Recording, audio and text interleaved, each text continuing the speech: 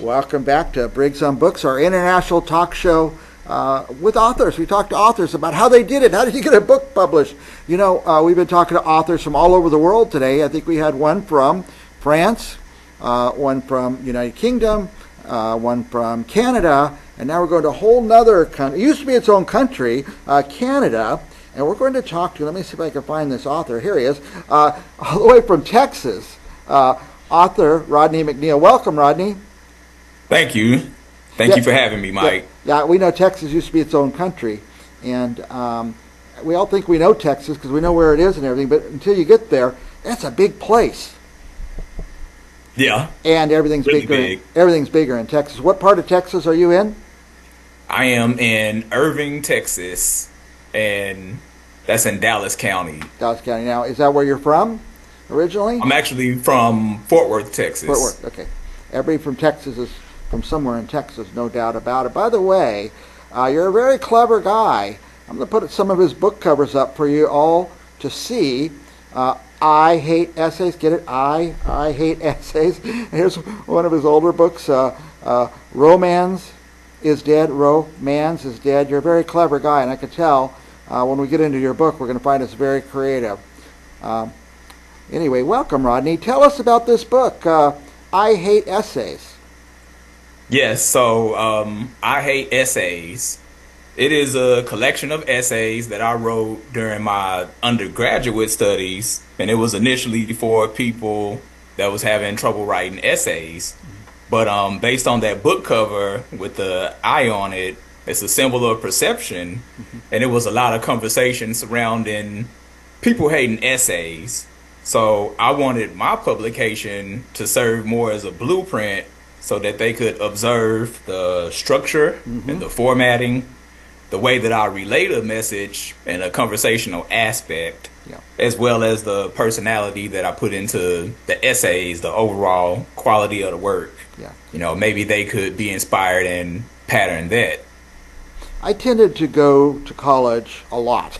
I got 4 degrees, and I wrote a lot of essays, and boy, do I hate essays. I wish I had your book before. Maybe I could have found a creative way to approach it. You know, I was writing mine, it's due in 10 minutes. I was writing, but it sounds like you had fun with it. In fact, you liked writing essays. Is that correct? Yes.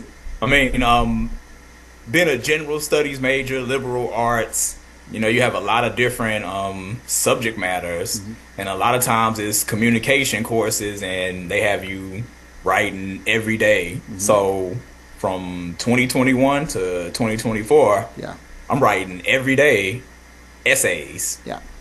Now, and they're entertaining enough, you thought somebody might like to read a book of your essays. Right. Can you give us an example of a couple of the essay topics? Yes. So I have a diversity of essay topics. Some range from arguing the existence of God, advocating for women, as well as exercise science, justice and equality, politics, discrimination, activism through dancing. And this is accomplished over 28 essays. 28 essays, yeah. Now, I am a nerd, I will admit. I'm the kind of guy that would read this book. Is it just for people who are in the essay writing business, like students, or will other people find it entertaining and informative?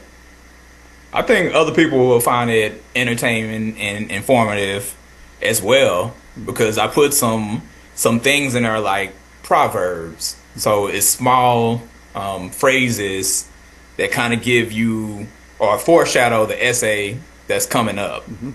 Nice. So I think anyone that likes to read can easily be inspired by the essays because, like I said, they tackle a diversity of subjects. And it is relevant to the things that's going on now in our world. Yeah. Now, I read. That's all I do. I read, and then I interview authors. That's my whole life. But I love to study the structure and how people put stuff together. That's why I think I'm going to like this book.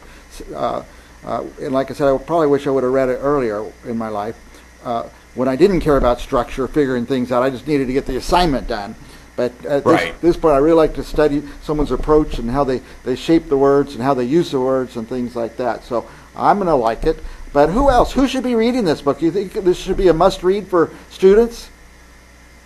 It is definitely a must read for students because you're gonna face an essay whether you like it or not.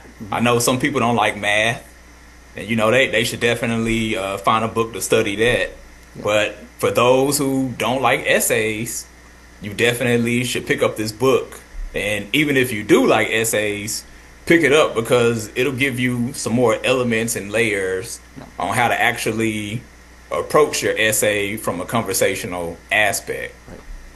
And of course, people should not copy your essay and use it as their own, but somebody could go in and copy your structure and style and stuff like that. And I think that's okay when you're a student looking at other people's work and trying to emulate it and copy the style and the structure. Is there any discussion in the book beyond the essays? No. The only other thing in the book is the introduction and then the proverbial phrases. Mm-hmm. So I didn't make it preachy. It was more of a look at the essays and how I wrote them. Mm-hmm. So more of a demonstration for them to kind of just like open up their minds and follow it. Yeah. Now, by the way, I'd like to restate, I Hate Essays is the title by Rodney McNeil. Where can they find this book, Rodney? They can find it on Amazon for now. For now. So it's strictly on Amazon. Well, interesting you say that about Amazon, because I just went there and punched in this book to take a look at it, and I found this other book. Tell us about it. Very clever again. Romance is Dead. Romance is Dead. Tell us about that book, Rodney. Oh, yeah. So Romance is Dead. That was actually the first book that I ever released, and I released it in 2020. Mm-hmm. And it is a short story. It's an allegory, if you will, about how the things that we have in our hearts, they're living as characters. Mm-hmm. So it takes place in the heart, and these characters are emotions. And it paints a world of its own. It's poetic. And it's just showing that we can live beautifully, as some characters are, or we can live more like in rage. Yeah. So it is poetic. It has a flow to it. And it's a short story, but it's a lot of depth to it. Yeah. Now, those are just the ones I picked out to spotlight here, but are there more books? I actually have one more, and it's called The Candy Academy, and this is a children's book that I wrote with my son. Nice. Very nice. Wow. Now, are there more coming? You got another book in your head or a bunch of books in your head?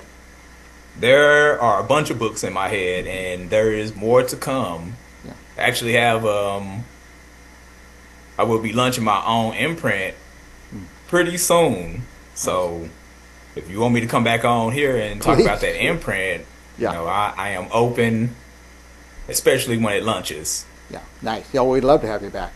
You're a fascinating guy. Now, there's a process to writing. By the way, our viewers, many of our viewers have not published a book, but they're writing books. And there's a whole process of writing, finally deciding to put your pencil down. And then once you do that, you say, oh no, what do I do now? I got to get it published. Well, you've done it several times. And once you've done it, is it getting easier for you to get them out there? It is definitely easier. You just gotta understand the process of it, and really, after you write it, which I recommend, don't write it with a pencil. Type it out. Yeah. That way, you already have the manuscript in a file. Yeah. Make sure everything is wrote in one file. And then when you begin to start the publishing process, since I do mine on Amazon, you would go to Amazon and pretty much put it into their structure. And, from there, make sure you have your book cover, your table of contents, and all these different elements that you want to add into it. Yeah. Is Amazon particularly helpful? Or do you have to just jump in? Amazon itself won't help the creator or the author to publish, but they do have the templates. Mm-hmm. So you'll still have to do a lot of adjusting and formatting. I see. But I will give this advice: if you can't find yourself doing it, Fiverr, or probably even Upwork, has a lot of talent to where they know how to put it together, and maybe they won't charge you, as much to put that together for you. Yeah, that'd be okay. So there are people out there that can help you. Yes, and that's amazing. So if people are writing and they're mailing out their somebody said this on the show earlier today. I printed my manuscript and I mailed it to so many companies. I didn't even know there was mail anymore, but they mailed it, put them in an envelope. They mailed it to so many companies, and they just weren't happy with the responses. But there's other ways now, and you can do it yourself through Amazon or other places too, I guess. Right. Yeah. So what's coming up next? You have a book. You said imprint. Is that the name of the book, or what does that mean? No, so when I say I have my own imprint coming, that's my own creative company that I will be publishing my books under. Okay. Nice. Although I will still use Amazon, to self-publish. I have my company name, mm-hmm. and that company name will stand out on all of my books from here out. Nice. Now, is somebody helping you do the illustrations? Because there's some amazing work there. Now, I will say for Romance is Dead, we did use someone on Fiverr, and she's really good with the book covers. But the I Hate Essays, I actually did it myself. You did? Okay, good. I used Canva AI. So I had like a picture of a eye. The eye was blue, the iris of it, and it was like on a beige background. And I just knew that this wasn't it. This won't capture, the attention of people. So I used the Canva AI, excuse me, and I prompted it. And that cover that you see now is one of the covers that it presented me. So it gave you a few choices? Yeah, it gave me like 5 or 6 choices. Yeah. And the one that I chose, I felt like that would be the one that would best represent my creative work for this book. Yeah. The only thing I did have to do was change the wording on it because it didn't get it didn't get the title right. Okay. So I did have to edit that. Now, by the way, I read a lot of books. So a lot of my time is spent picking my next book, trying to figure out what I'm going to read next. And when it comes to, one of my things that helps me make my choice is the cover. And look at this. It's beautiful, Rodney. It very pulls you in. And you get, I'm not going to buy it because of the cover, but it makes you stop and look. And I read up on the book a little bit. I said, that's something that I would read. That's the kind of thing I would read because I'm a nerd. But good job on the cover. So I appreciate that. Now, Rodney, we're running out of time. We have, I did go to the website that we have on the screen, amazon.com/author/Rodney McNeil, and I enjoyed reading up on you and who you are, and let me see your other books and how clever you are, and I'm very impressed by you. We're way past time. I could talk to you all day, Rodney. I just want to give you a minute. Is there anything else, anything we missed you want to tell our viewers about your book, about you, or anything in the world you want to talk about? I would just like to say, continue to look out for me. Like I said, I have my own creative imprint coming, and we're going to have a plethora of projects on this imprint, and they're still going to be poetic. Those covers are still going to pop. Yeah. And I just want to give the quality of my writing and my art and my vision, to everybody. So be on the lookout for this imprint.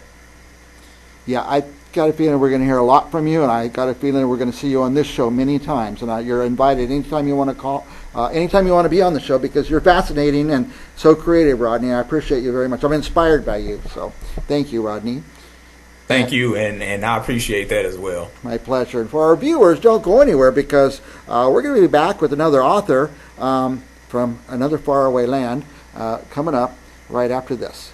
Stand by, Rodney. We're almost out, and we're out. Thank you.